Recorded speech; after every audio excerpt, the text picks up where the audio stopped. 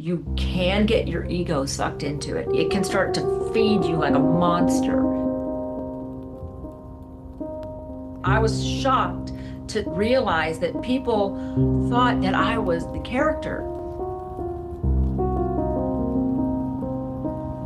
And I pulled him aside and I said, what's going on with this script? Why am I completely naked? Well, that is not what I auditioned for.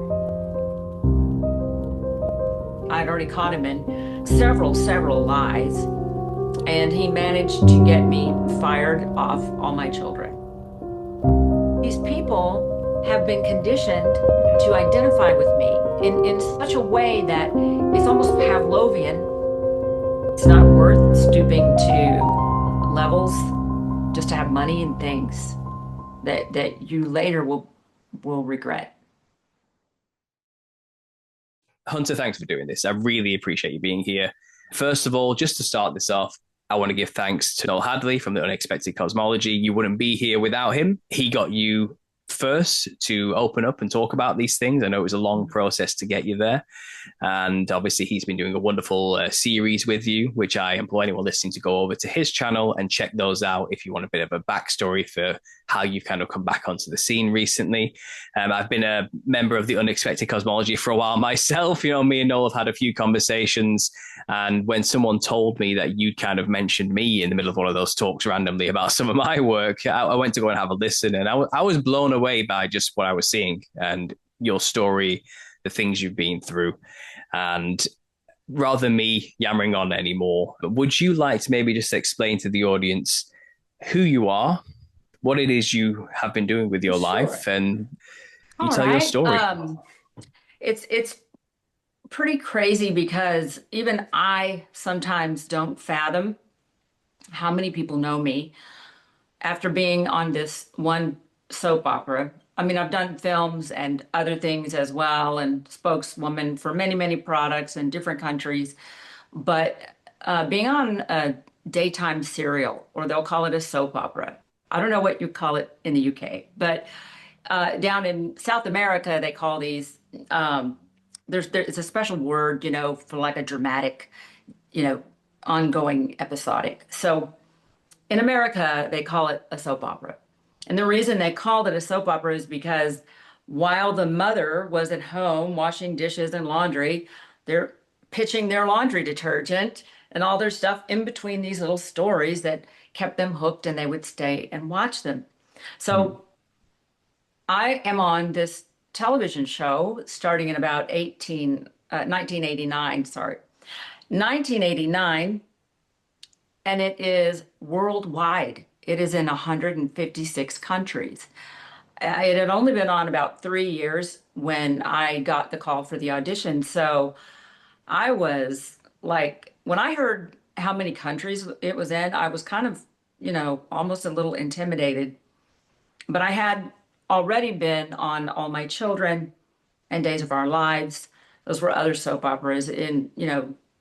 All My Children was for 3 years. I was on Days of Our Lives for 6 months. And you'll see if you go back and watch the interview I did with Noel, what happened there. So that was one of the first casting couch type stories I told. Mm. But getting back to, I was in 156 countries for almost 30 years. But also, I'm the Dove girl, or sorry, Lux girl on all the packages of soap in South Africa and all through Africa.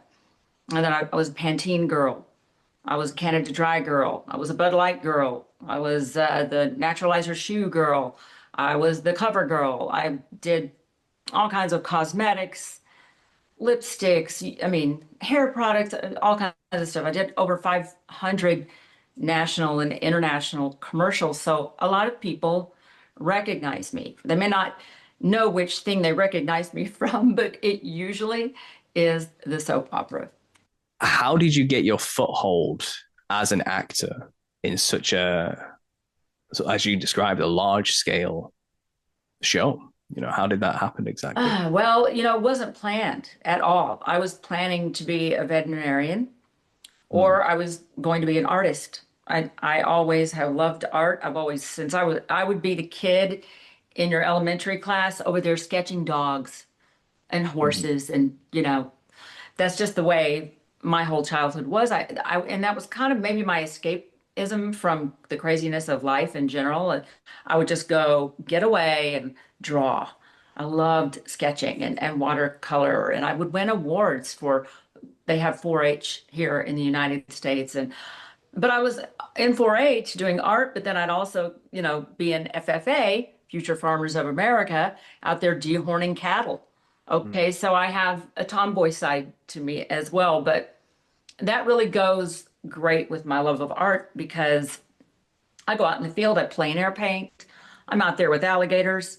I'm out there with, wild animals that could kill me. I'm out there with bears or whatever. Mm. And so, I wished I had stayed on that path. So unfortunately, what happens, and this will tie into, I know you're going to get a lot of people saying, well, how did she, what do you have to do to get in? How did she get in? Okay, here's how it starts usually. So either your son or your daughter is attractive, got some nice bone structure, or, like that kind. It's really not about the personality. It is about the way they look. And so friends and family will say, and this would happen to my mom at church or wherever. And they'd say, oh, wow, your daughter, she's so beautiful. Wow, she has really pretty eyes. She should be a model. Your daughter should be a model. She should be doing this or that. It's all the shoulds, what everybody else thinks. And my mom was an orphan. Okay. When she was 5 years old, her mother died and she was put in foster homes. Well, I have a feeling that they probably still do it today. And we know that a lot of parents do this. They'll stick their kids in front of television sets, okay, for entertainment instead of spending one-on-one time with their child, which I got a big beef with that, you know, working moms and all. But my mom was a product of being raised on television. I have a feeling all the children in an orphanage were just sat in front of soap operas or old movies, all these romance stories like Grace Kelly and all this. And they got brainwashed. Oh, this is real. Wow, Leave It to Beaver, and this is a real family. We need to kind of copy that if we're going to be a real family.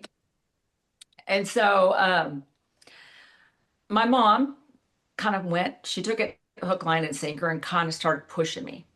I Mm. guess, I hear about this with child stars. They say that their mom was a stage mom, a stage parent, or a stage dad, which is what happened to Macaulay Culkin and many other sad stories that we've learned later that the child never got the money. But I mean, by this time, I was, already 16, 17, and my mom started putting me in local beauty pageants. So I would win. I could play the piano. So I also play classical piano, I would always play Beethoven Moonlight Sonata. That was my favorite one. I still love that song. And so I played Moonlight Sonata and I would win. And I also was really good at fixing my own hair. So I won like a hair award from Wella Balsam and, all this kind of stuff. It just started snowballing. Mm. And, then because of, I want to kind of branch into this a little bit because it does have to do with things from the UK. I remember watching Princess Diana and Prince Charles getting married on television, and I was, like I say, a product of growing up with soap operas on in the house and all these other glamorized shows and stuff. And I saw, them getting married and, they were talking about they want to have children right away. And, of course they'll have nannies and all this. And so that she'll be able to do it. And, I remember hearing that. That affected me. I was like, well, wow, I could, if I want to do this career, I could do it and I'll just have nannies. I'll just have nannies help me. Mm. But I can tell you from history, I mean, that could be a whole other show in and of itself. That's not a good idea. So now I'll fast forward on out of this, where I now, by the time I was 18, found myself pregnant. And I was with a man who was not the best provider. That's the best way I will put it. And Otherwise, I know he grew to be a better man, but it just didn't work for me. And I was very disillusioned. And he didn't really have the ability to connect with his own son. So now I'm a single mom raising him, and I go back to the go-to, which I wish I had gone on to school to be a veterinarian or something, or Hmm. taken some art classes. But my mom had been of that mindset, all artists are poor. Don't be an artist. No, don't do that. They're poor. And so I did the go-to, which was start auditioning for local commercials. And I started doing I got put on the cover of some bass magazine, but I'm in a bikini and I'm holding a great big old largemouth bass that I supposedly caught, which I can, by the way. Hmm. But I didn't for the magazine. So I could tell big fish stories too. But anyway, so they, were starting to hire me and hearing, oh, this actress, this model, oh shit, maybe hire her. And so I get an agent. I got an agent now. I'm being a local model for the Dallas showroom. They have a lot of big fashion, things, and or a pretty woman to stand at an auto show or whatever it was. So I was starting Hmm. to get work pretty regularly, so I could now take care of my son. Was not worrying about it. I mean, I was also having to be a waitress at night. I was a waitress at Billy Bob's. I haven't talked about that yet. That's very interesting because of all the stars that I met who I was waiting on in the VIP lounge. So I had to wear a tuxedo and I waited on the very famous for Hmm. a long time. I did that for about a year and a half, 2 years. But so I was doing all the typical things that young beginning actors do. You have 5 jobs, 3 jobs, whatever it is. And then I was doing dinner theater. So I started taking stage plays, and I'm like, gosh, I kind of like this. I have a knack for memorizing lines. I think maybe this is great. I got to travel. We would go do dinner theater, different acting companies I would work for. And I did local stuff in Dallas on Greenville Avenue. They had just a bunch of theaters there. And I was doing plays like Vanity and Vanities, sorry. And then the other one was called The Dining Room. I was doing that at this big stage production, this pretty big theater in Dallas. And I'm backstage, getting ready to go home, getting my makeup off, putting all my stuff together. And this woman comes tapping on the back of the door and pokes her head in and says, "Can I talk to you?" And I said, "Yeah, yeah, what is it?" I just think it's a stagehand or something. Hmm. It was a woman by the name of Joan Diancheco, and she was the casting director for All My Children in New York City. Hmm. And she said, would you like to come down to, there was a place in Dallas called Weiss Baron where people can train for doing commercials or audition for commercials there. She goes, would you come down to Weiss Baron? I want to put you on tape. And I said, oh, what do you mean? For what? And she goes, for a television show called All My Children. I almost like fainted because this show was on in my house growing up. Hmm. There was another show called One Life to Live, and All My Children, of course, was in most every United States home every day because people loved Susan Lucci, who played this character by the name of Erica Kane. Okay, so I thought this person was kidding, or some weirdo trying to corner me into some strange. I didn't know Hmm. what to think. I So bet. she said, "I'll send your sides to your agent, and then just be ready and come over, and it'll just take like 30 minutes. I'll put you on tape." So I don't want to take up too much of the interview to give you every detail, but long story short, within about 4 days, I was moved to New York, literally out of Texas, Hmm. and picked up my son. He wasn't in kindergarten yet. And the two of us went to New York City. Talk about a fish out of water. I Hmm. was a little bit nervous and taken aback. Like, how did I get this role? I auditioned for a street kid from New York. I am from Texas. Hmm. Okay. Go figure. The only reason I knew how to do a little New York accent for the early part of the character was because I had done the play I Ought to Be in Pictures. So I was playing Libby, Hmm. and she had the New York accent. I don't want to go into right now because then it'll be hard to get out of it. But anyway, which they slowly, once I was on the show, got rid of. And then they wrote a little bit of background that the character was from Texas because my accent does come out sometimes.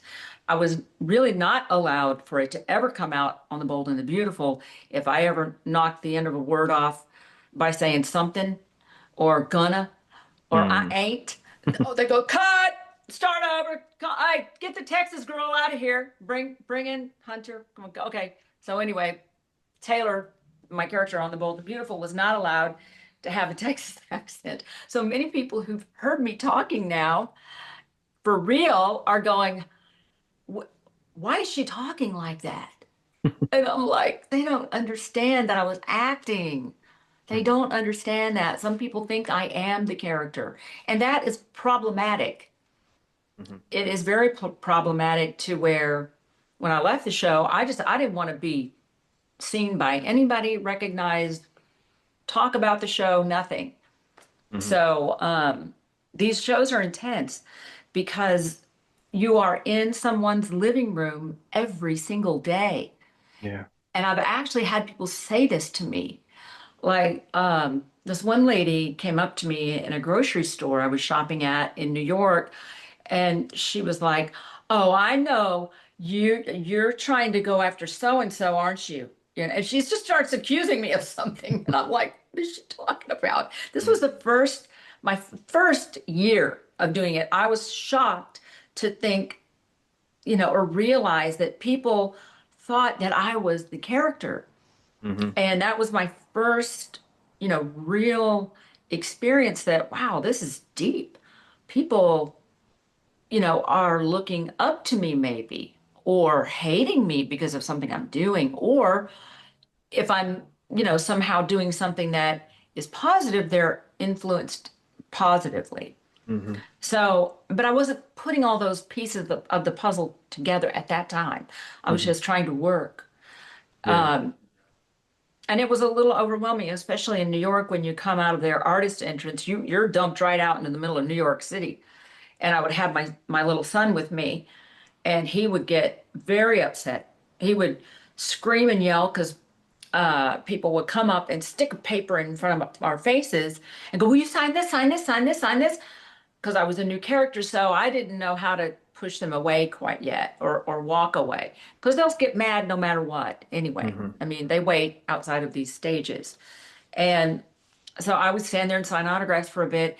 And then my son would go, "Leave her alone. Leave my mommy alone. She's not doing this. She's my mommy." And he got very upset. And so I had Mm. to start letting everybody exit the building, wait an hour and a half or 2 hours, and then leave because it was too much for him. And Mm. a lot of these children that are raised in this environment that are affected, that's a whole behind the camera issue that I can also talk about sometime. But Mhm. um, that is where I met my husband of 18 years. This is where I got my first real taste of what it's like to date and marry a narcissistic actor because there are many, many of them. And it's a huge insidious problem. But Mhm. it's not just men, so I don't want men to be hating. It's also women. And the women ones are really dangerous. The women ones know how to turn on that charm and that, sexuality and use all their allures to capture some dude. And this guy is history. He's history because of the manipulation, the trauma bonding that happens. And so now here I am experiencing this for the first time. I'm only 25 years old. I've got a young son, and his way to pull me into his world, and he was still married, by the way. Mm. Of course, I didn't understand all that until later, but he would charm my son while I was on set. My son was like 5. And so I would say sit in a chair, sweetie.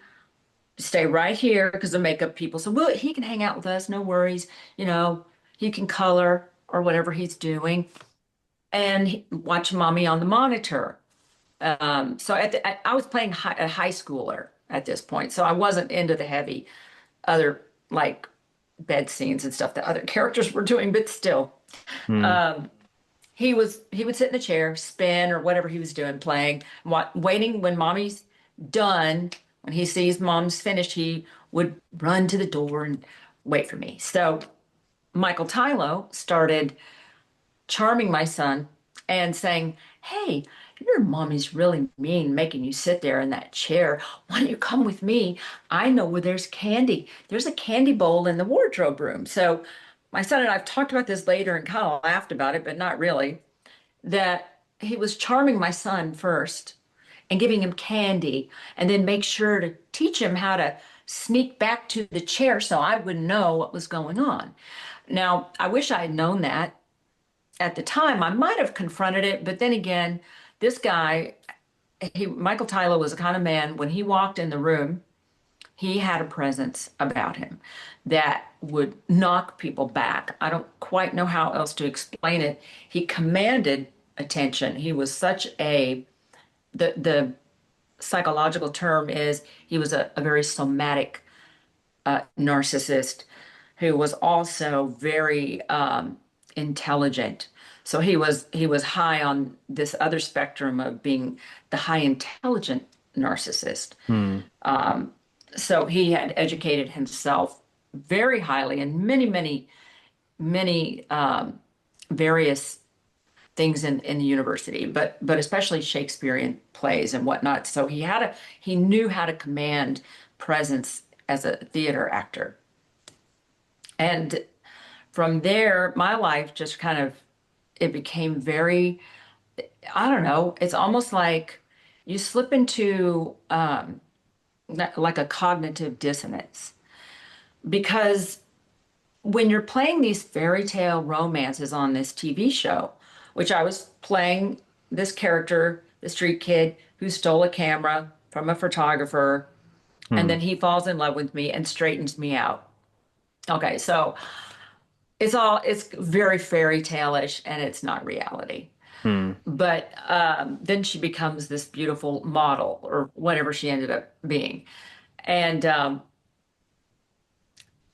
in the meantime, because I'm already being groomed from doing these kind of romance fairy tale type stories in either plays and now a daytime television show, it was very easy for me to be romanced by this man who was already from another show called The Guiding Light.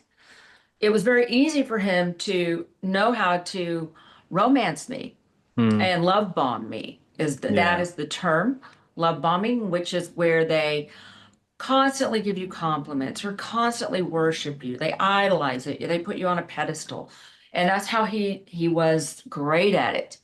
Um, I didn't know about his other dark side, and this is also typical until after I married him. And it was just very, very difficult. How many times I tried to leave the relationship and couldn't. Before you know it, as soon as we got married within only 6 months of meeting each Hmm. other. And then I immediately got pregnant.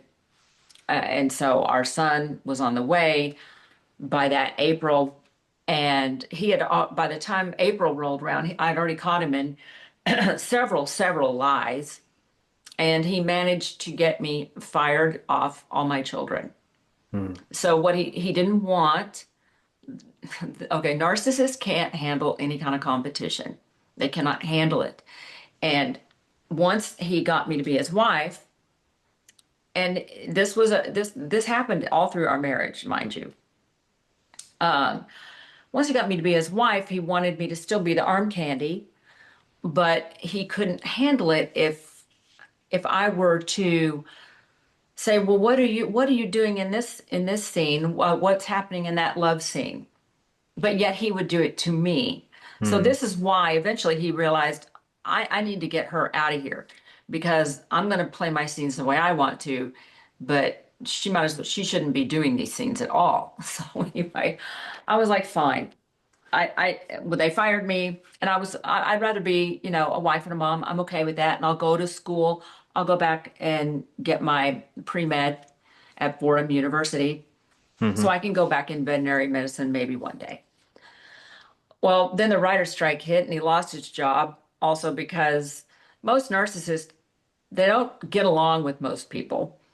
So he got fired within a very short amount of time, and there was a writer's strike. And I started now our baby's like 3 or 4 months old. So I'm like, well, what are we going to do? We live in New York City. We bought this brownstone together. How are we going to pay for all this? New York is ridiculously expensive to live in. Hmm. So he said, well, can you go try some of your modeling? Can you get back into that? And I said, yeah, I'll go do it. So I got an agent, went got a commercial agent, and that's when I started to do the numerous advertising campaigns. And lo and behold, some fans, who've been writing mail and whatnot, somebody who had really been admiring me, who I would recognize his name on the fan mail all the time, then sends me this ugly letter.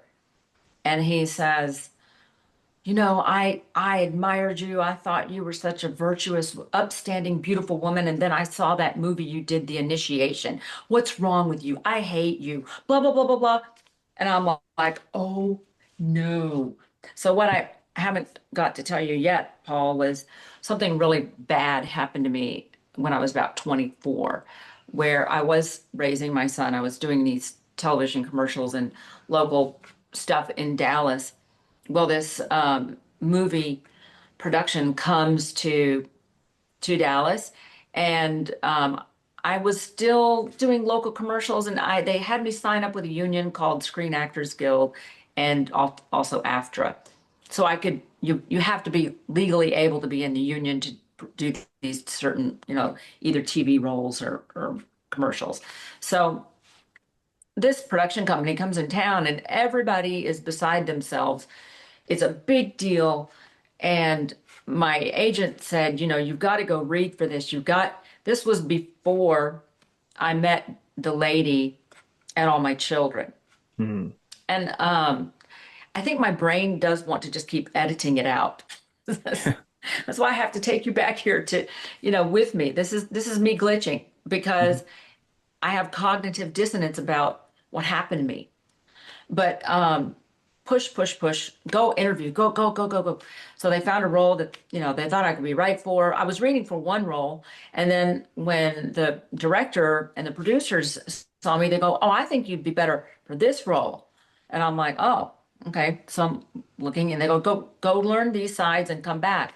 So this happened for about 7 weeks. This went on and on. There were probably, I would say, 300 women from Dallas trying to get any of these other roles besides the starring role, which was with Daphne Zuniga, Hmm. who was on Melrose Place later. And so when I finally was told I'd had the role, I was like, it was like a huge deal. Everybody was celebrating. I'm like, wow, this is great. Oh, you'll probably get a better movie after this and all this. So I had brought up to the director there, I had my script. I kind of knew the script now, front, sideways, and back after how many times I'd gone in and done different scenes from it. And so I said, that scene on page, I don't know, was that 36 or whatever? I go, this scene here where it's the POV point of view of the killer in the, sorority dorm or whatever it was. And he or she is watching the girls of the sorority down a long hallway in a locker room area changing clothes. I go, so how much changing clothes is there? I mean, I'm like, because it's vague. Hmm. And they're like, oh, don't even worry. Nah, that's nothing. Don't, y'all will be fine. They're in towels. I think one more girl might be blow drying her hair topless, but we don't really know. When we get there, don't worry. So I don't worry. And now I've signed my basic contract, and the day comes to shoot that page, and I go to my trailer and put my stuff away. It's time to go to the set and get coffee. It's kind of like I'm kind of like it's kind of a cool lifestyle. You have a trailer, you have a nice little Mm. RV parked out on the neighborhood, because it was a big mansion that they had leased for shooting this movie. And I'm looking for Daphne and the different girls that I'm working with. And I'm going, well, hey, where is everybody late or what's going on? I'm drinking my coffee, and back then I smoked. And I'm like, what's going on, guys? I don't know what's happening. Why aren't the other girls here? And they're like, oh, you don't know? And I'm like, what? They go, you need to go to your trailer because you got blue pages. I said, what's a blue page? What? They're like, you got blue pages. So I don't know what that is. I never heard of this. You don't have those in a theater script. Mm. So I go back to my trailer and I'm like flipping through and I'm see this little, group of blue pages in a new script. So I'm like, huh. So I open it and I start reading it and I'm like, what? Oh my God, what are we talking about here? What? And it took me probably 45 minutes to process what I was looking at, Mm. which were now totally rewritten pages of the script with only my character in a bathroom in the shower, and there's no other girls around, and it's filming the killer watching me take a shower. Well, it's Mm. just now completely gratuitous. I Yeah. mean, I really was like, what? No. I'm like, wait a second, let's go. Let me go out to the stage and talk to these people. So I go up, and they knew it was coming because the guy pretended to be too busy when he saw me. Excuse me, Peter, can you come here, Peter? Can we talk? No, no, honey, I got many things to do. He had British accent. He said, no, honey, please go get ready because we got many things to do. So anyway, I'm like, oh my God, what's going on? I've never had to confront a producer or a director, which that's like a huge feeling when you're, Mm. a 24-year-old nobody. And so I'm like, what am I gonna do? So finally, I'm getting so much anxiety. I'm breaking out in sweat. I think I feel like I'm gonna faint every 4 or 5 minutes. And then I got his attention and I pulled him aside and I said, what's going on with this script? And he said, oh, they're just blue pages. I said, no, they're not. Just what are y'all doing? Why am I completely naked? What well, that is not what I auditioned for. And he said, oh, honey, it happens all the time. That's how we do it. And you'll be all right. I go, I don't have a suntan. I don't have, I'm not in shape. I don't even, I knew what beautiful swimsuit models looked like. I knew what Christy Brinkley looked like. I knew how Cheryl Tiegs looked in bathing suits. I was not planning on doing this kind of role. I would have never auditioned for it. Why would I? I had only had a baby, like 4 years before now that this is when he's 4. And I wasn't a fitness person. I didn't, if I had been planning for this, I would have supposedly had a body for that. But these Mm. people didn't care.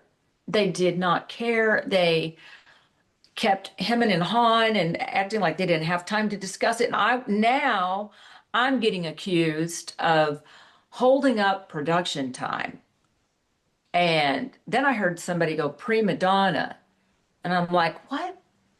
I knew what that term was from, theater. Anybody who, screws around on stage or plays games or does an ego trip to upstage people, that's a prima donna in Mm. theater. But I'm getting called this because I'm asking, how come these pages have stuff that I did not know you guys were going to do to me? And so I ended up crying. I was shaking. They knew they weren't going to be able to shoot anything that day because my eyes were all red and puffy. I was hysterically crying. And they sent me home and said, show up tomorrow. And as soon as I got home, I thought I never want to go back again. I'm not, and they did already threaten me. If you hold up production anymore, you're going to be liable for each day of lost wages. For all these people we got to pay. We got to pay camera guys. You know who this director is? You know who this camera person is? What other movies they've shot? And they're costing us, $3,000 a week. Or that was huge back then, right? But Mm. I'm getting now accountable for everybody's paycheck that I'm holding it up. And so I went home. I was shaking. I was a basket case. And I get a phone call, and it is from the head of Screen Actors Guild, whoever this, I can't remember her name. I probably talk about cognitive dissonance again. Have Mm. edited her out of my head. I can't remember her first name, but she called me on the phone. I knew who she was. Everybody knew who she was the head of Screen Actors Guild of Dallas Regional Department. And she just basically chewed me out, told me that I was going to be blackballed. Did I understand this would affect me in every single facet of my theater career, of my television commercial career, that everybody would know that I cost this major movie company from Los Angeles all this time, and that I was a flake and that I couldn't do my job and that I just need to get over it. This is what happens to many actresses and how they get, you know, discovered or whatever. And Mm. that, I just better show up and do it. And when I told her, I said, if I was fit, if I had, I might, think about letting you guys do it if I'm in my bra or like so I said, I don't even feel comfortable like that. And she said, don't worry about it. I was talked to like I patronized like I'm some kind of idiot. And, just they have makeup people. That's what they're for. They will spray a suntan on you and they know how to make your skin look tight and light you a certain way and all this. And you'll have water running down. That also makes any human body look better. And I'm like, my God, these people, they do not care. And I was already being threatened financially, Mm. which I barely had anything. I'm a single mom and I was horrified, you know. Um, so I went back, and now not only is the camera in the bathroom, it's in the shower, like I say. I'm like, you guys didn't do anything to try to accommodate me. You're still doing the same thing. I don't even know what it's probably. I would say this is the same thing that happens to a rape victim. Like while you're being accosted, you are zoning out. You are having to check out because it's too much. And all I did, I was just like, I'm gonna go sit in the makeup person's thing and okay, you guys go ahead and paint or what you're doing. And I was just sitting there like, can't believe this. I can't believe this is happening. I cannot believe this is happening. Mm. And I'm like, well, okay, this movie's probably such a piece of crap. Nobody will ever watch it. So I'm rationalizing now with myself. You're bargaining. These are all Mm. things that happen to people when they're being abused. They'll bargain with themselves to get through it. And I was doing it. As I look back on it, it was abuse.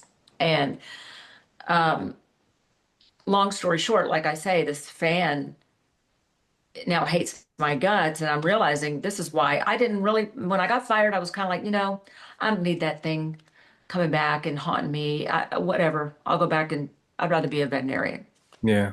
And that's why I try to help people see that, you're pushing your child or your young, beautiful daughter, your young, son who's handsome in his early 20s or whatever to get in movies and films, and you do not know what they're going into. These people don't generally care how whatever they're trying to get in the can, as they call it, trying to get their film in the can, they don't care what it does to you. They will do whatever it takes to get what they need to sell their movie. Mm. Yeah. I'm sorry that happened to you. That is such an awful story. And I feel like Mm. I've heard echoes of the same story from many people over the years. It feels like an industry standard that every young female actress has to go through this kind of hazing ceremony where she has to get Mhm, naked and do it mhm. and put up and shut up, basically. And I think the way you and Noel kind of first discussed this idea was kind of like an idea that it's your chance to show an allegiance to them in some way. Are you going to play ball? And by going along with it, you kind of are opening doors to the next level in a sense. And you get a sense there is that kind of thing going on, or am I just You clutching know, straws here? look, yes, this is so true. I mean, we're talking about something they're calling what we do when we memorize lines being an artist. So Hmm. they're taking this thing as if it's some highly esteemed career, and then they're going to use it against you. And the thing is that it happens so slowly that yes, once you drop your moral standards, once you're not willing to go ahead and stand up to them. I wish that I had had some counsel around me, an older person perhaps, who would have said, you can back out. It probably will be, it'll suck a little bit, but maybe, maybe you need to get out. Maybe you shouldn't do this. But there was no one around me to do that. Hmm. In fact, my agent was getting upset with me. All kinds of, even my son's dad, I tried to ask him what he thought about it. And, we were separated at this point, but he didn't really have any advice. Nobody had any answer for what I could do. That's why I'm hoping when I tell this story, if it's happening to anybody from here forward, please stand up to them and walk off. Because when they came, they knew what they were doing because only that day is when they came and shoved a full nudity clause contract paper in front of me.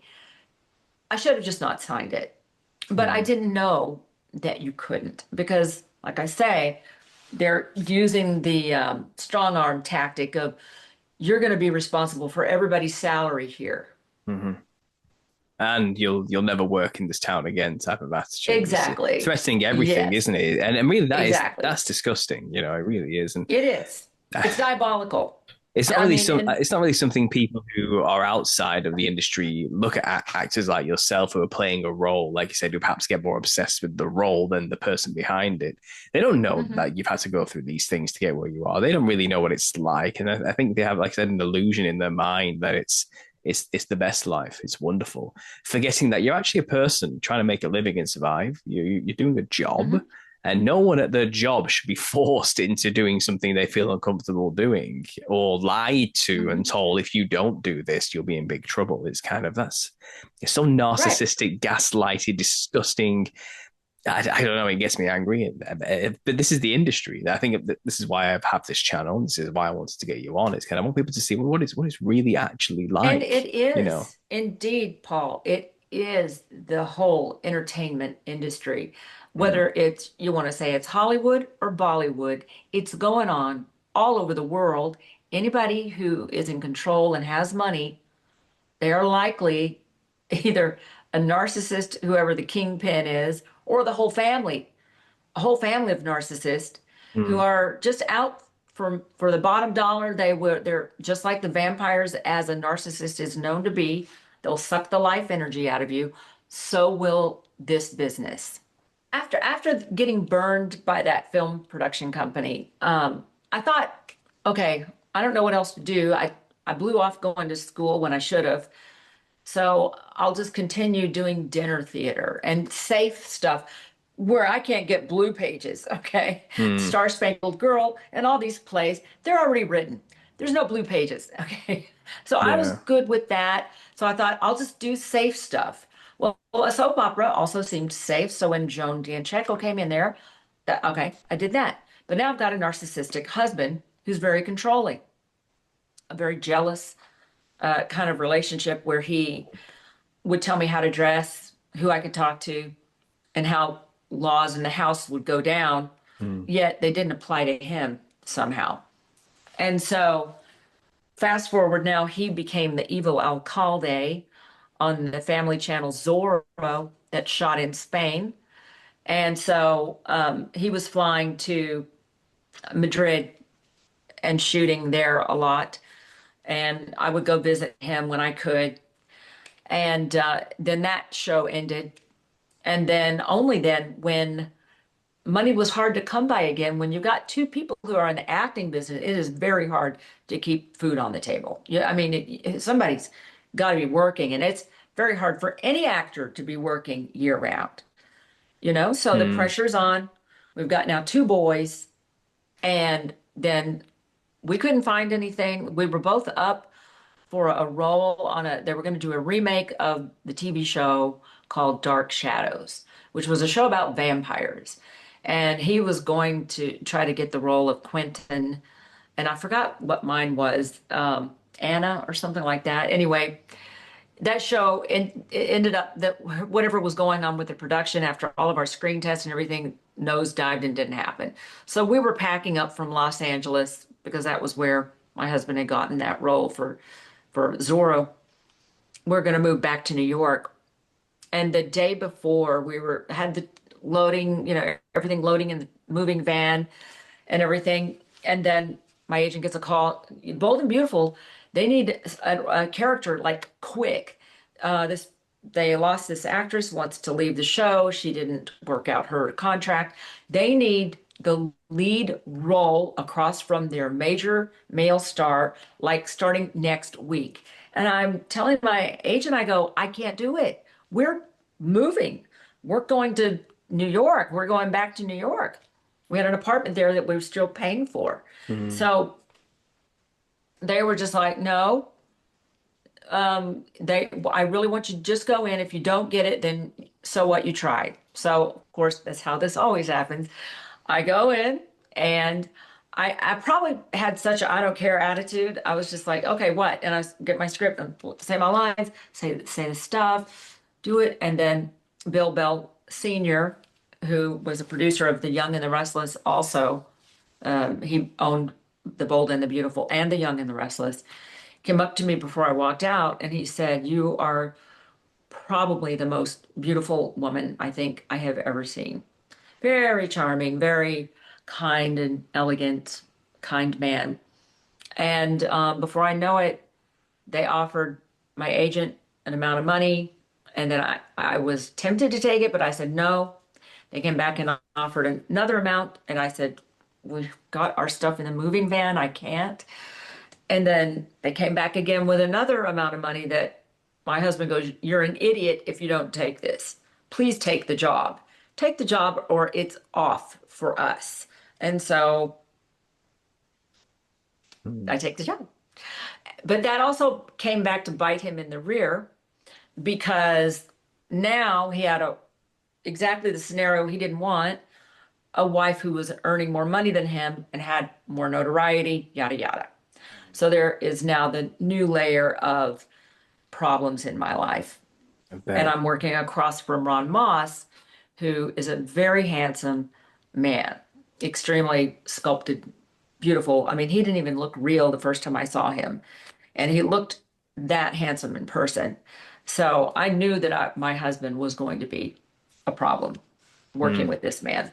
It's interesting because you talk about, you get these advancements in your career or like a step up in some way or a lucky break, like I said, and you get this offer for an amazing opportunity. It seems like whenever you did have something good going in your life, there was this dark undercurrent kind of pulling you back somewhere along the way. And I suppose having a narcissistic partner at the time is kind of it's something you should be celebrating and excited about, but it's like this is going to lead to so many problems, but I have no choice. It's constant. It is constant problems. Yeah, Constant.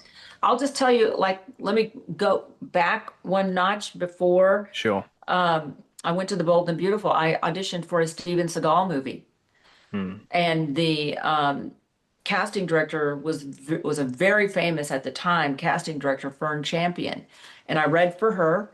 She loved me. She said, "I'm telling you, you are going to get this role." She said, "If you play your cards right, you will get this role."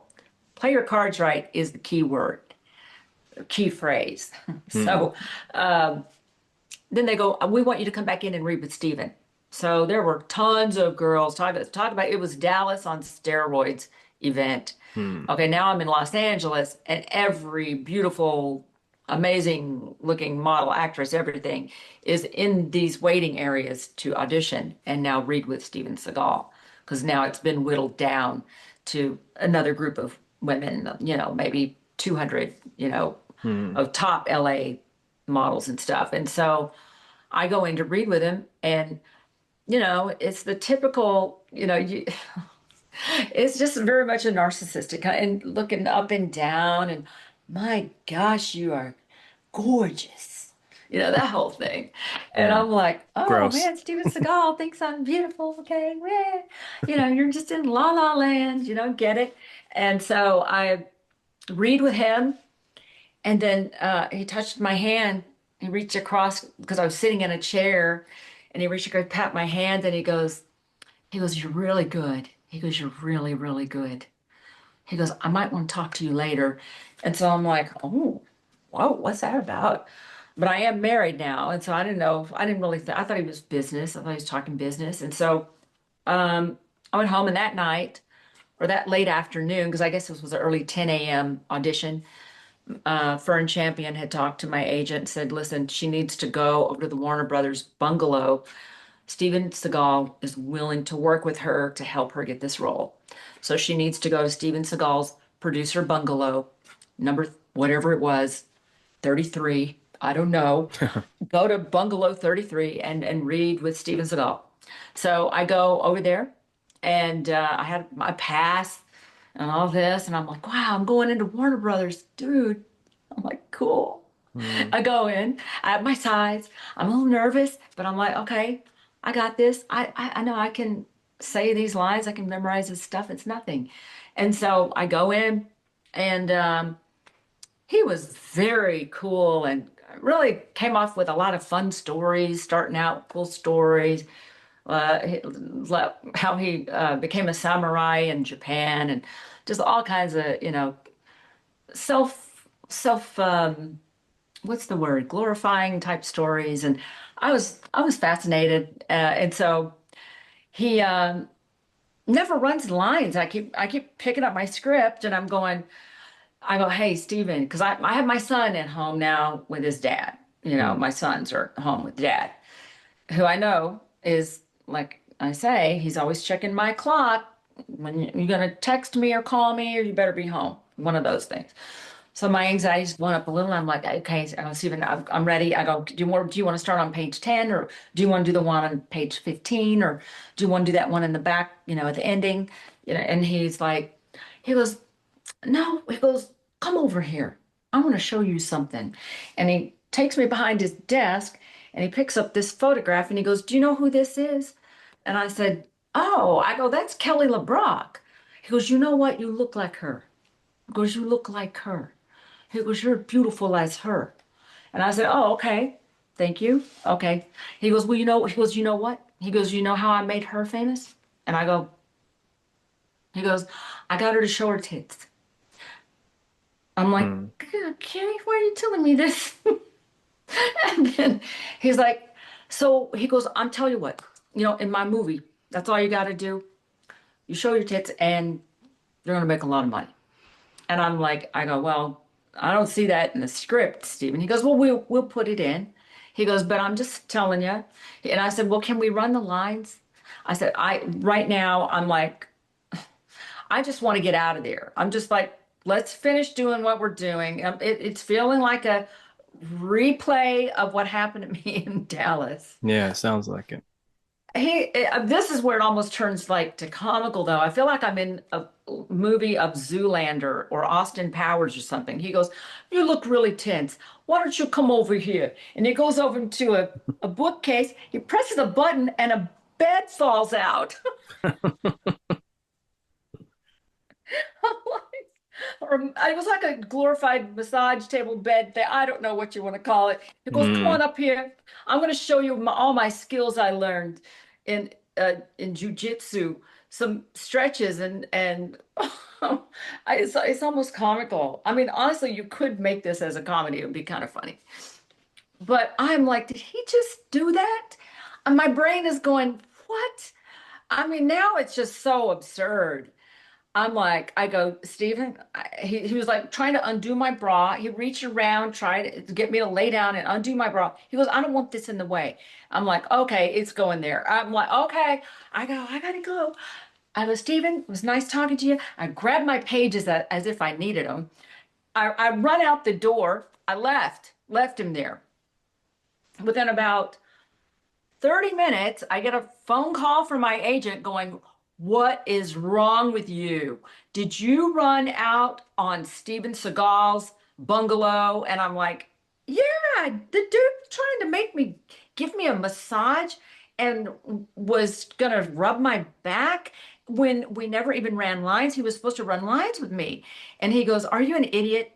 This is my this is my agent who's out for my best interest. Hmm. And I said, well, I said, that was not what I wanted to do. I said, I just don't care about this film then. I said, I don't care. Now I'm kind of standing up for myself because I am a little bit older and I'm kind of seeing this crap now. So I said, I don't want to do this. I said, just forget it. And they go, well, now if you don't show, you're going to make us look bad. You have to at least show up for the audition tomorrow. They're down to like 5 women. Hmm. And so I'm like, all right. And so then this other agent calls me. I forget how, because these agents are all friends, right?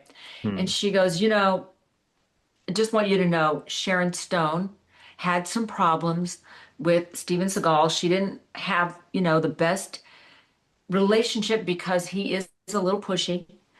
And so, she had her issues, but she found a way to deal with it. And so I'm sure you'll be able to work it out. So now I'm like, here we go again. People from the outside coming in, pressure, pressure, pressure. And so I went in, long story short, I did the best job with the scene. I had tears flowing. I did the drama and the anger and all this stuff. And I didn't get the role. In fact, he actually tried to mess up the lines a few times and Hmm. tried to say, well, let's start over. I think we need to start over because I got a camera on me. So anyway, it was just ridiculous. But now that was why when Bold and Beautiful came along and then that offer was good, I was like, well, okay, again, at least this is a safer environment. This is a soap opera. Hmm. Nobody's going to force me to be completely, stripped naked and all this other stuff.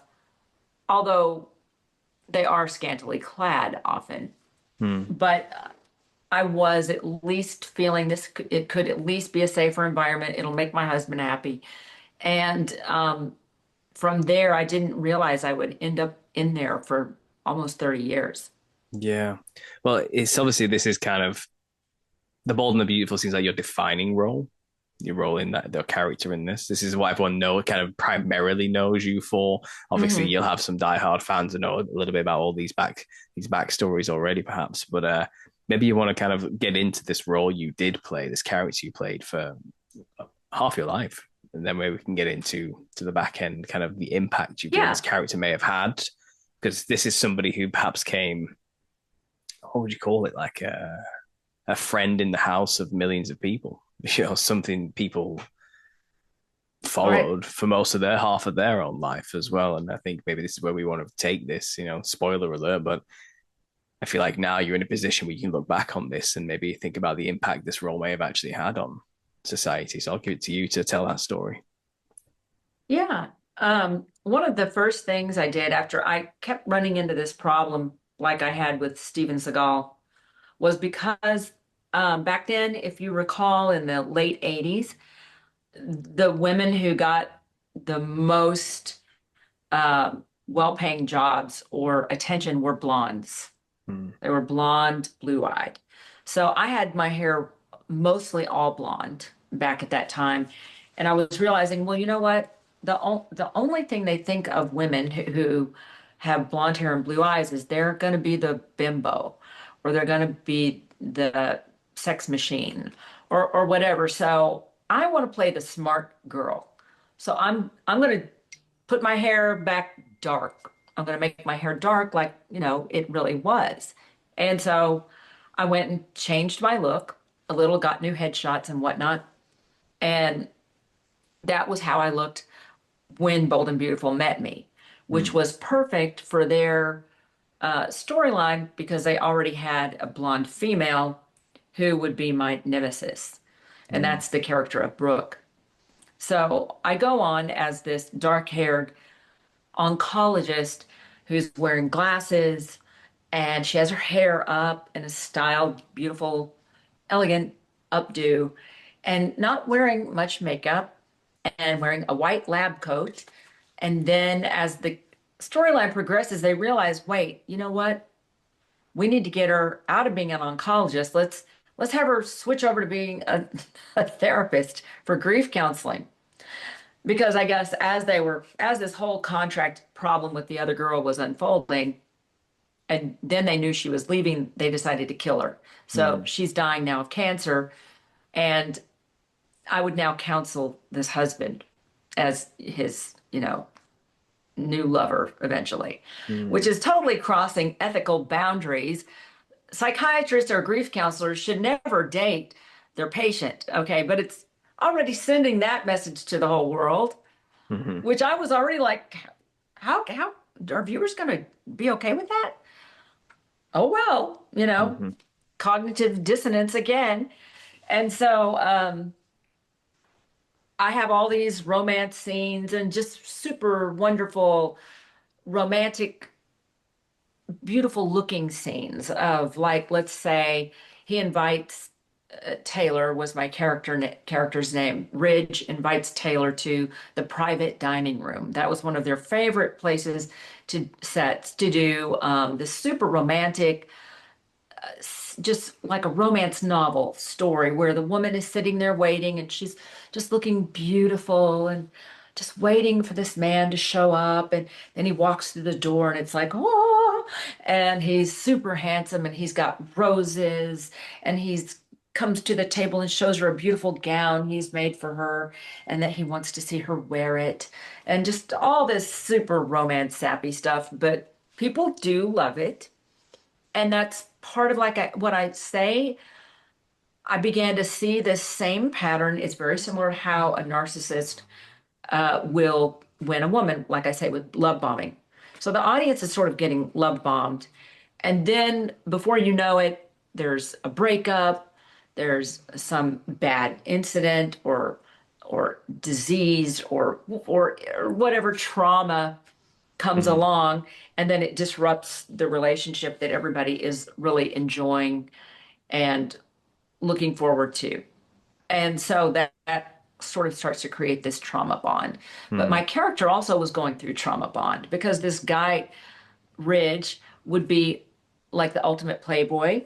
So that, yanking the woman's chain and then breaking up with her and blowing her off and then taking her back and blowing her off. There's always some reason why he's moving on to the next person or going back to his old girlfriend, which is what it usually would be. And then it would be about, it did not take very long. I would say within 4 to 6 months of my character being established, that we started having these scenes where me and the ex-girlfriend would fight. And for the longest, my character had like dignity. Like she would just sit there and she would be the voice of reason or like, why are you being this way or whatever. But then they started escalating it. I mean, before you know it, we're slapping each other.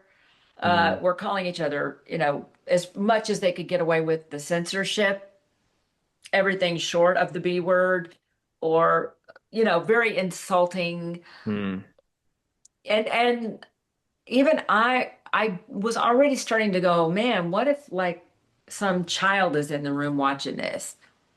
Are they learning to act like this with other women? And but then I would have to let it go and just go ahead and do what I do. And I'm like, I'm entertaining people. I'm just entertaining. It's just drama. Everybody knows it's just pretend. Everybody knows that. Yet mm, when I go out in public, everybody's calling me Taylor. Hey, Taylor, did you, in the grocery store, this woman, I hear her from across the aisle go, hey, Taylor, did you know that Brooke is with your husband right now? She is at his house and you need to go. You need to go check this out. And I'm thinking, these people think I'm real. They think I'm this person. And I once had a person who I said, I go, that's just a character. I go, that's not really me. And they ignore everything I'm saying. And they'll go, no, you are in my living room every day. I know you.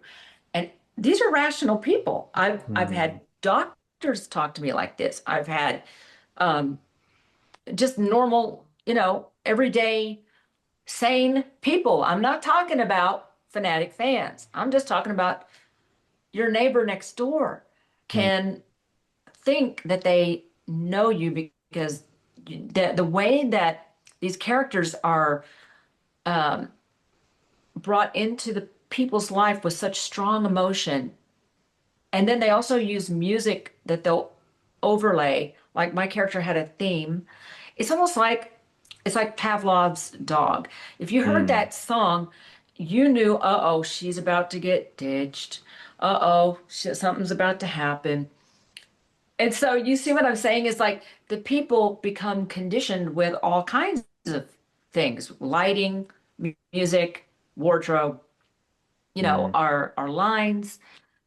And so that people are pulled in. They definitely are drawn in to believe what's happening is real.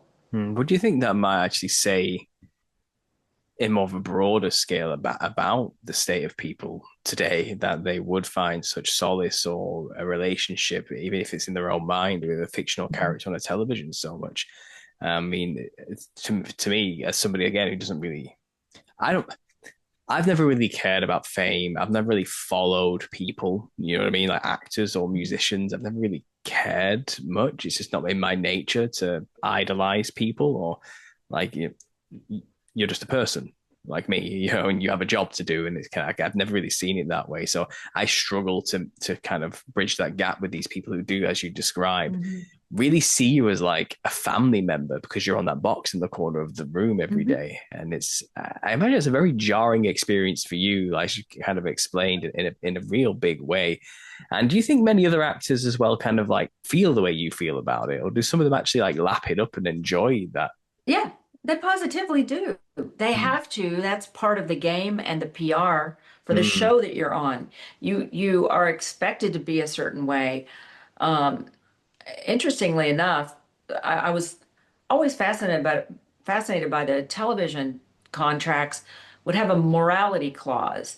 So like if you Oh. were in public and you were to embarrass them by some immoral thing, which who's defining that? Mm. That they can fire you.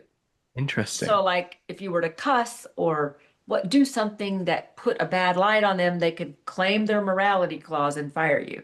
So everybody's aware, oh, okay, we have to represent our best self, which is kind of a fake self.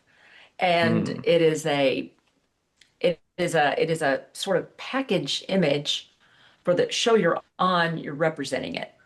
And Mm. so people are not really being authentic. When you're watching a real interview, you're not seeing authenticity because they're going to be editing things they say in their head.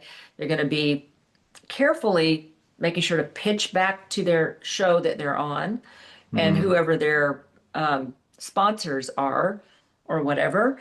And so, but they also get you're just human, okay? So you can get your ego sucked into it. It can start to feed you like a monster. The desire to get people's approval. If you weren't a codependent, you'll turn into one. If you Mm. weren't a narcissist, or if you were on the cusp of being a narcissist, you will now turn into one completely Mm. because your ego is being fed. And humans, that's just how we are. And most people don't have the strength, or they like the money. They don't have the wherewithal to say, hey, I got to draw a line here, or, I need to get real with myself right now. Am I starting to believe I'm this character Mm. as well? Did you have any Because moments like that? mm, as far as the sensuality and stuff, yes, that was I knew that was expected to be part of my character. Mm. But some of the other people, like let's say someone plays a strong CEO businessman that's ruthless, these actors will begin to take on that persona in their real life, and Mm. they don't know who they are anymore. I've watched it happen to young actors, and as they went up, they became the character, okay, that they played. And Interesting. that's scary to me. And as far as like how does just a soap opera affect all of social media? All you have to do is go look on Facebook. Everybody's trying to show you what they got, what clothes they're wearing, how many dogs they got, what their house is like. Let's look at my kitchen and all this stuff. And the influencers blow my mind. Mm. I have been amazed at influencers. I mean, there are some of them who are now they're going to go paraglide. They've never paraglided in their whole life, but to make sure to get everybody watching their next product, they're Hmm. going to show you some clips of some crazy stuff they're doing. They're learning to amp it up. They're learning how to shock value everybody into watching again. And unfortunately, they're getting trained socially to be not authentic. That's the best way I can describe it Yeah. because that was after, all the years, let's say on the show, there's so many stories I could tell you. But when it was time to leave, I knew, okay, they know I'm a Christian. They don't, I knew that I was not lining up with what I said I believed. A Mm. lot of, um, a lot of stuff I had to get real with myself about just because I'm jumping in bed with this guy who's not my husband, or just because he's somebody's, else's husband or whatever. Mm. Everybody knows it's just pretend when I know I'm getting told by people that they know me as this character. Yeah. I am influencing people, and I kept realizing this. I couldn't lie to myself anymore. By the time I've been doing this, about 25 years is when I finally realized this is affecting me. I know that it's affecting other people and encouraging young women who look up to me. I got tons of fan mail from young women, and plus I would read on Facebook and everything else, women who are asking me for advice from about all kinds of stuff. Mm. So I'm like, I don't want to play. I would talk to Brad Bell and say, I don't want to have my character sleeping around anymore. I'm not doing that. Well, then, of course, it doesn't go over well, and you don't get much of a storyline or whatever, Mm. because in their opinion, they don't have a story unless people are acting really evil and setting a bad example. I guess that's how you make money, and Mm. I'm not up for that. So that was when I started realizing I wanted to get out of it. And the Yeah. only way, when I finally walked away from the last time I did a guest starring role, was in 2018. And that was when I left. I knew I was going to completely leave that whole mindset behind, which was about, okay, you got to have matching shoes and purses. You got to have the best top of the line sunglasses and, clothing. And you have to be going to some fancy restaurant every single week. And you want that attention. You want them to bump other people out of the way and let you get a table first. Like, no, wait a second. What am I doing? This whole lifestyle is a mess. Mm. I don't like who I'm becoming. I do not want to be doing this when I'm 70 or 80. I don't want to be doing it now. I'm like, I was already hating any script I read. I was realizing this is a bad example. Let's just say back in the 90s, even when they were really into trying to push censorship. Like, how much simulated sex could they get in there? And the storyline had a steam room in the fashion house, big conglomerate building. Mm. And people were always accidentally bumping into each other naked in the steam room, and they would totally be able to pull off implying by wearing a flesh colored bodysuit for the actresses or the male or whoever. to be caught in there supposedly in this steam room and show simulated sex. And I'm like, what if, I have daughters at this point, fast forwarding, that are like 7 and 10 years old, right? I'm like, what are they gonna think of, that I'm telling them this is okay to do at work? Hmm. You know what I'm saying? And Yeah. I'm just realizing that morally, if I want to call myself a believer, which I don't like to call myself a Christian anymore, because I really believe that Christianity has become so toxic. Hmm. I really call myself part of the ecclesia, like a Berean. I study at home. Many of the churches, as you know, are accepting a lot of outside practices that are not scriptural. Hmm. So that was why when I started realizing the stuff that they're asking me to do in this script does not, if it doesn't line up with what I say I believe, then I'm a hypocrite. And no Yeah. wonder most people can laugh at people who call themselves Christians because they're doing all kinds of stuff that is, it's not Galatians chapter 5, for example. The lust of the flesh and all this kind of, it's telling you all the sins of the flesh, right? So I'm not I'm sitting there doing every single one of the sins of the flesh, Hmm. getting paid for it. So I Ha- had to get real with myself. Okay, if I believe this, then it's time to stop. And I realized I'm going to probably lose everything yeah. because I don't really know what else I'm going to do for a living. And Hmm. so when I walked away from it, that was probably the hardest thing I've ever had to do. I bet. So, how long into your career did you actually start to become a believer in Christ and in God and the rest of it? And obviously, I don't like the label necessarily Christian. I understand it carries a lot of baggage today. A It lot of people does. have false images of what it is to be a Christian. People just imagine Ned Flanders from The Simpsons. I imagine these days when you hear the word Christian or something. But it's kind of like I said, I have issues with church. It's I have issues with like churchianity myself, and the issues with some of the things they preach in those places. So I get what you're saying when you don't want to define yourself like that. But whatever you would call yourself, a Berean's a fantastic way to describe it.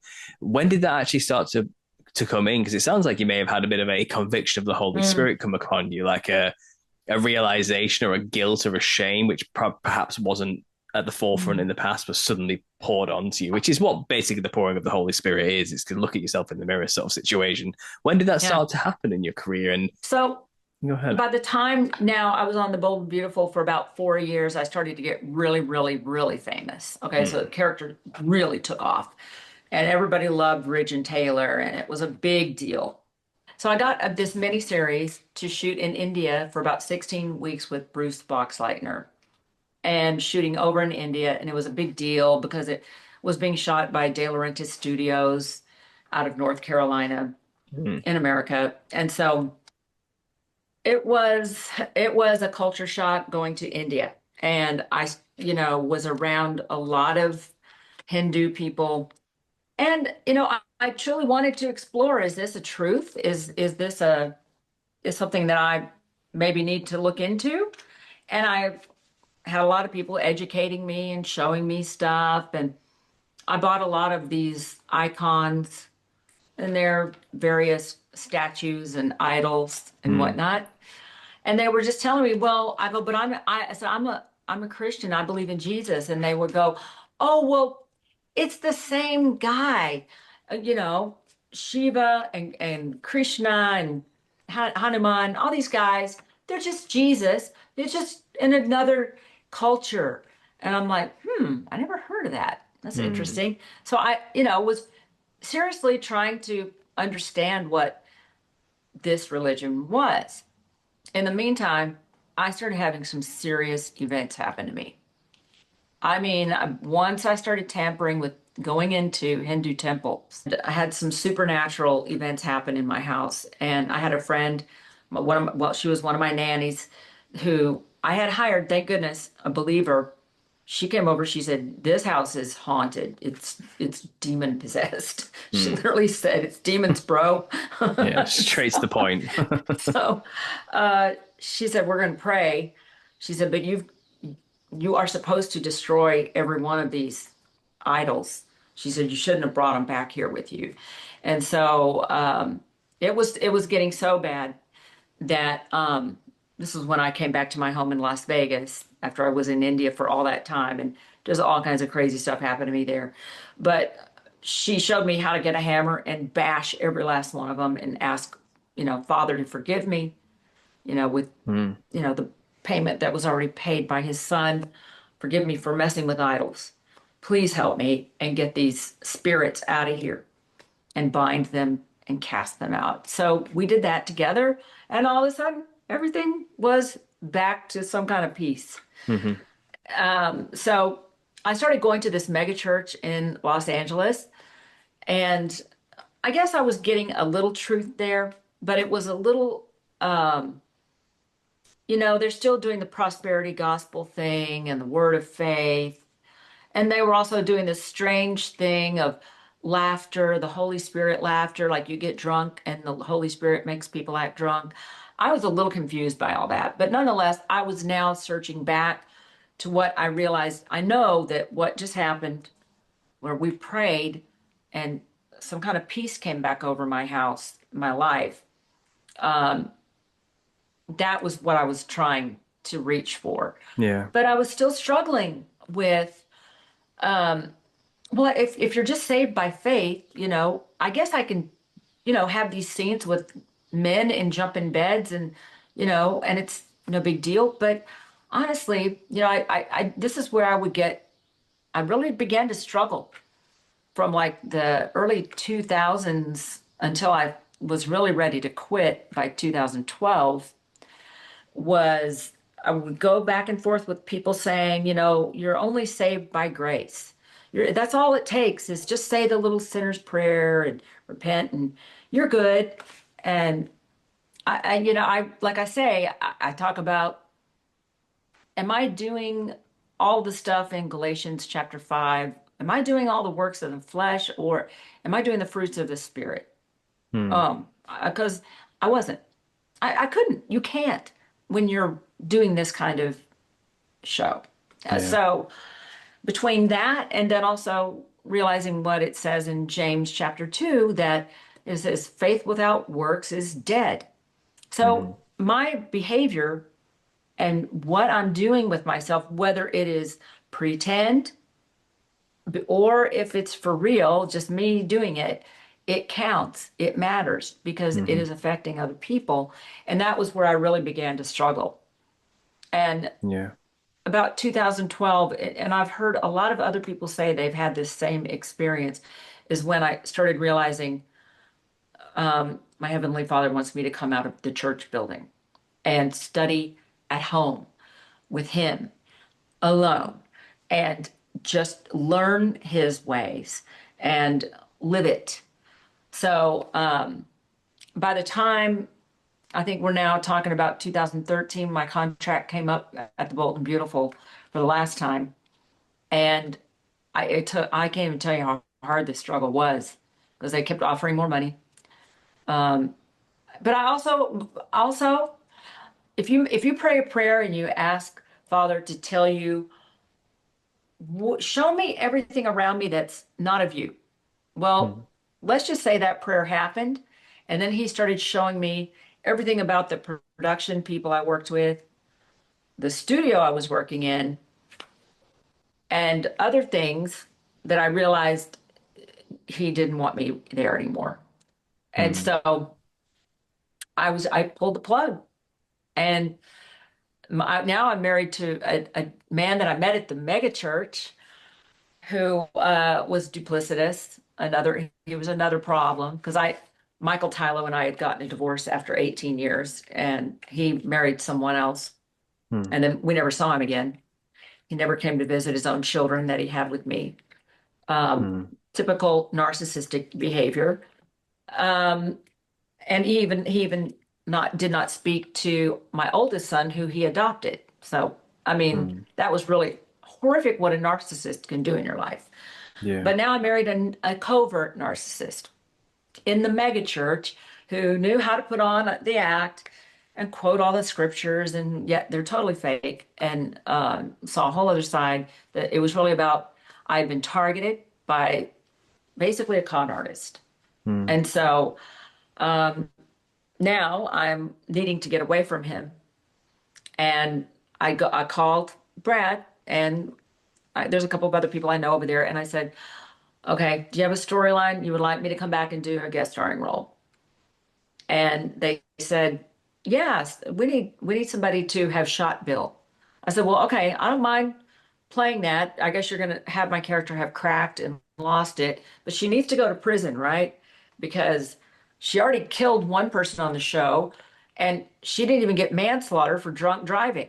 So I go, I Mm. don't want to set that example anymore. As long as this character pays for what she does, okay, at least that's letting people know there's consequences for your bad behavior. Because 90% of the time in these storylines, people act horrible and they don't have real consequences. They Mm. don't, you know, they don't show how long it takes to get a divorce, for example. They show characters have a divorce and it's over in 4 days. And the Mhm. children are just fine. And nobody Yeah. lost a house and nobody lost, tons of money to lawyers and all the stress and stuff that goes with a divorce. So it's just one more layer of why, I was saying, and I don't want to do any bed scenes. I'd be glad to come do this. Might be fun just to come back and work with my friends and, whatever. So I did that. And again, they wrote in the script that I would go kiss the man who was married to another woman, my nemesis. And it just was gonna, I could tell it was not going to get better. There's no such thing, apparently. There is no such thing as a character being redeeming or redeeming other people or teaching a good lesson, setting a good example. There's no such thing. It's just about people screwing up, screwing each other over, power playing people, um, being the winner, the victor, and that's it. And so I didn't go back after 2019. And then I spent about 7 years completely isolated. And literally, that was father working with me for real, probably for the first time. Mm. He was like, that was when I say, he was like, quit worrying about if your shoes match your purse. Maybe you don't need a purse. Maybe you don't need to go worry about how many errands you can get done today. Maybe your hair can go in a ponytail. And maybe you can wear a baseball hat and no makeup.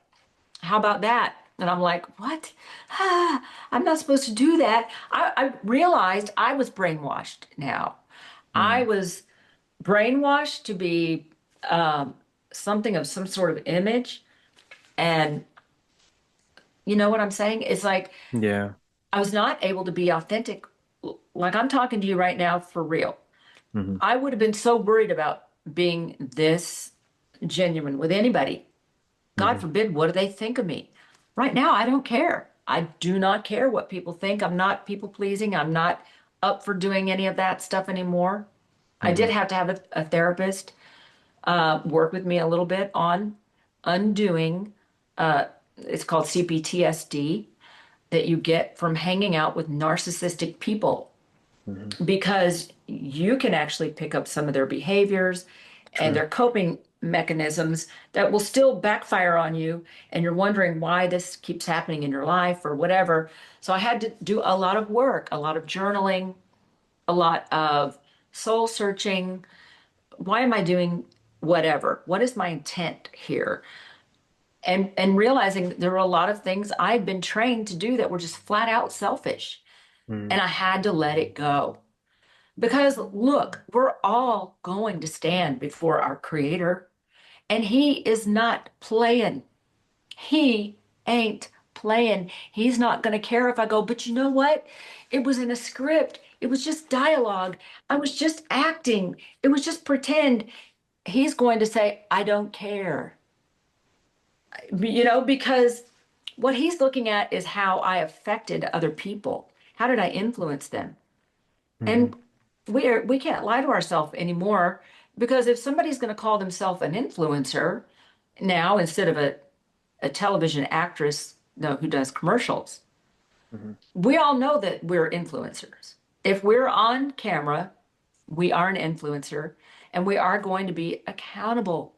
to our Heavenly Father Creator for every word we spoke, for every thought we thought, and for every action we did. Every single one of them, we're going to be accountable. And I 100% know that. So that was where, like I said, I don't care if, I'm just eating soup this week and salad. It's good food. And my Heavenly Father knows how to feed me.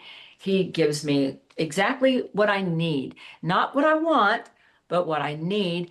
And it took me still 7 years, which is how He works. In a 7 year cycle is when I finally realized I know who I am again.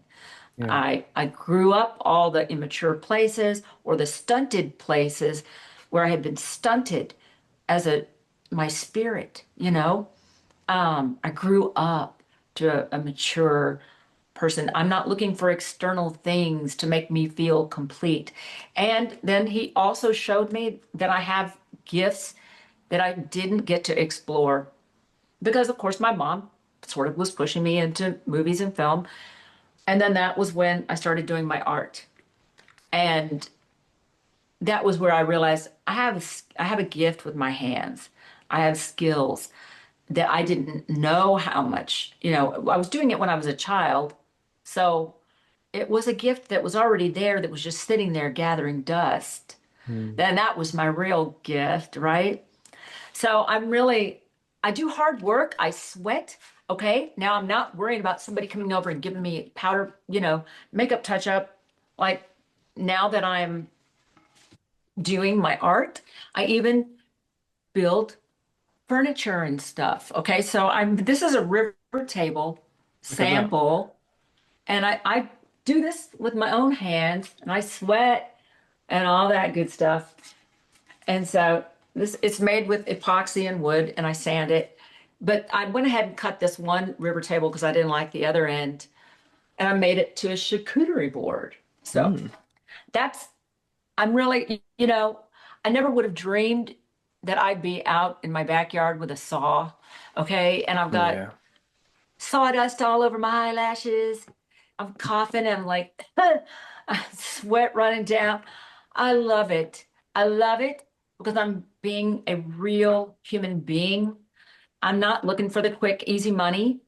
I'm willing to work hard for what Hmm. I do. I take tons of workshops if I find a good one, or I hear that Kim English or some other famous artist is doing a workshop. I'll drive the 8 hours to go see him. I'll drive however far. If I know I've got a good 4 day workshop with somebody and I can afford it, I'll go do it. And Yeah. I've done that for the last 7 years, and I'm very, very happy painting. I love it. That's why I think it's great you're doing this channel that has to do with art, and can it be used for good or can it be used for evil and ugliness? Oh, absolutely. Yeah. Well, yeah, yeah. I couldn't help but notice you're surrounded by all your lovely paintings there. I know somewhat of a painter myself. It's fantastic work, and I appreciate it for what it is. And it's obviously your passion for animals and wanting to be a veterinarian is coming through in this artwork quite clearly. And in some way, I suppose this is your way of paying homage to that original dream as well, which I love as well. For anyone listening, where can they find your artwork? Do you have any links or anything or any websites they can Nothing go to? yet. No. I only, I only put these in evidence. So I know a lot of people, as you said, you saw the, they're either part of the PR machine Hmm. or whatever, haters, whatever you want to call them, come out and say, she's washed up. That's why she's talking about this stuff. Look at her. She's washed up. Well, I'm not washed up. I'm very busy. I paint probably every day. I've got like several different painting. I've got three over at Unexpected Cosmology I'm showing right now.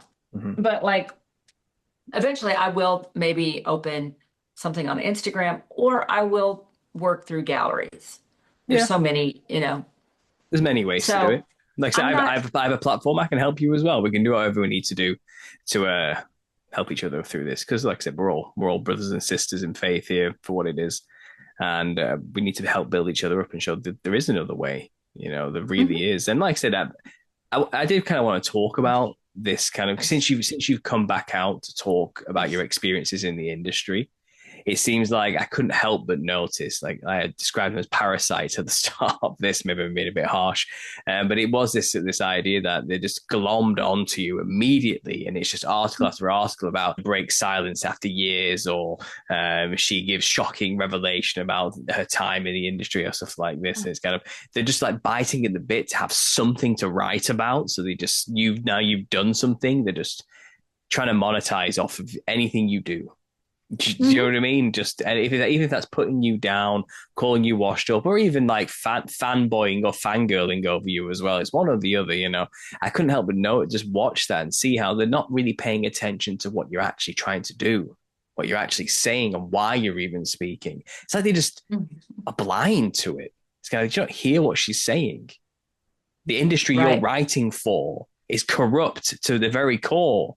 The thing you're supporting and propping up is destroying people. It's kind of the delusions you're creating that people who read your articles are killing people. They're sending them down terrible paths. They're not only jeopardizing their own salvation, shall we say, in the spiritual sense, but even physically, you're encouraging them to take part in terrible behaviors by modeling after bad characters. I really love what you brought up there. You said the bad characters.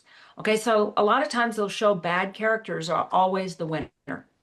Mm-hmm. Okay, why? Why do we need to send that message? And then they'll redeem them and make them charming and everything will be all right after they did something horrific. Okay, Mm-hmm. and then people end up looking up to these guys and they're having cognitive dissonance in their brain, like, well, he did something horrible, but I like him. Mm-hmm. That's scary. That is really scary when you think Yeah. about it. I kind of noticed like you opened yourself up to like a Q&A from the public, and it seems like a lot of people are kind of flooded to the platform who are not at all in line with what expected cosmology is about, just to kind of hound you and ask you questions about the soap and the characters in the soap, and what did you think about this character's actions to this character, and it's kind of, and then asking what's your skincare regime, these type of like trivial nonsensical But questions that I don't feel like these people did not listen, that people don't really oh, clearly don't understand what you're trying to do. And it's like they don't want to see it. They want to keep the but illusion going that you are, is it Taylor Hayes? Is that the character's name? right, You know, yes, and that it proves my point that these people have been conditioned mm, to identify with me in such a way that it's almost Pavlovian. That it's like her face, her voice, they get cued to think about the show and the storyline yeah. immediately. And that's why it's interesting me this experience as well that I'm sitting there talking about stuff that happened to me or this is why I left, guys. This is why I'm not there. This is what I stand for and where I am. Mm, And they're not hearing it. They're going back to the show because they're trained, like literally sort of brainwashed over time mm, that this is all that they need to think of when they think of me or see my face. But, over time, I'm hoping to break that spell because I yeah. do have a positive message to share and my years of experience. We do know that we are going to get better, life experience type advice from your grandma or your older relatives who've lived life and can tell you, oh, don't make that mistake I made, guys. So if I can do that with the rest of my life, then that's good. I want to do that. Mhm. And my art is just part of what I do. I'm not trying to sell art. That's not what I'm out here for. That's fair enough. It, That's fair enough. I just enjoy, helping. I do enjoy helping people and encouraging people to live their life conscientiously, that every single thing they are doing and saying is affecting other people, Hmm. period. Yeah, I agree. And Everybody. I kind of cover this a lot on the channel, on my other channel as well, but art is magic. And it's actually the very definition of magic is creating something that can influence somebody and make them act in a way they otherwise wouldn't have behaved. And that's a spell. You've cast a spell on somebody, and it's through Right. broadcasts that they are putting people under a Hmm. spell, like repetitive soap operas that, Hmm. like I said, through Pavlovian conditioning, can reaffirm behaviors that otherwise should not be being behaved by people. People should not be doing these things. But like you said, by glamorizing it, making it sexy, making being the winner the thing you want to be, by acting bad will get you where you want to be, help you succeed. And it's kind of encouraging it. And I think soap operas are that daily kind of conditioning that can Yeah. lead to that type of thing. Well, and just the movie and television industry in general is pushing clothing.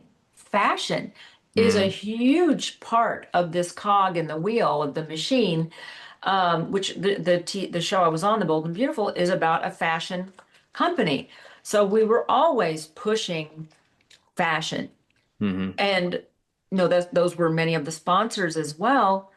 So you see how it's encouraging people to think they don't have good enough clothes, mm-hmm, or they're going to be embarrassed if they go out and their purse and their shoes don't match. I mean, it's insanity. But people are conditioned to think, I've got to have the best sunglasses. They need to have a logo on the side. And, I've got to have the so-called designer necklace.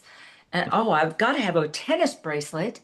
Eh, it is, people feel like they don't have enough.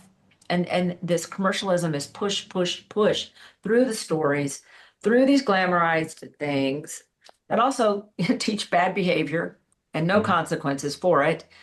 And that's why I'm not doing it anymore. I feel like I know there was this one actress that was still doing it when she was in her wheelchair in her 90s.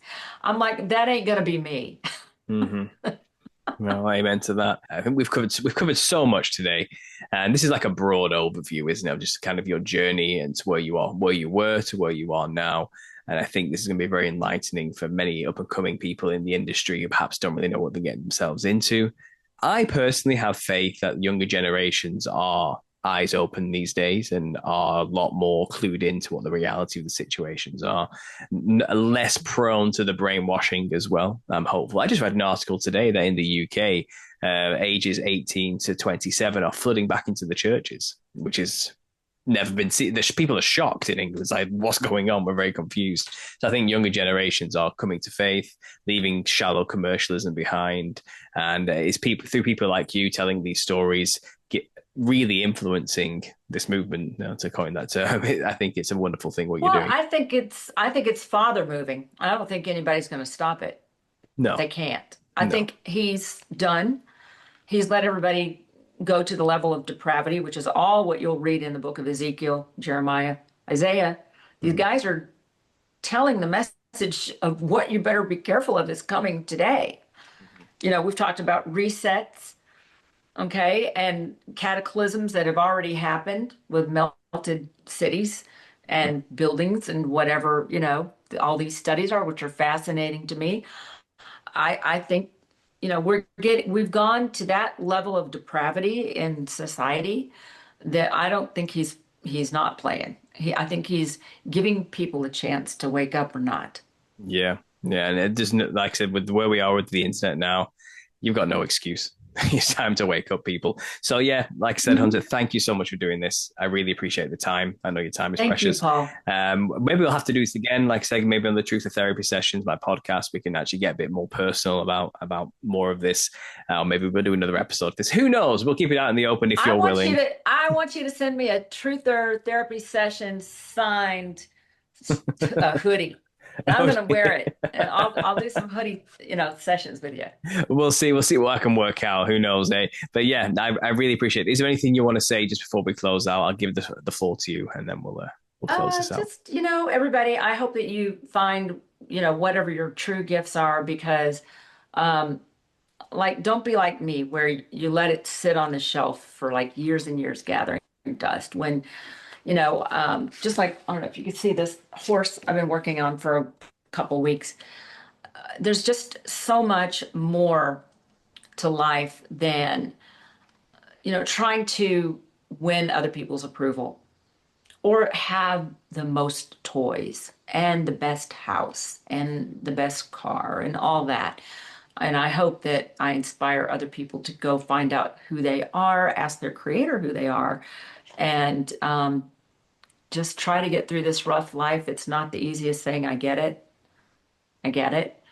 but it's not worth stooping to levels just to have money and things that you later will regret.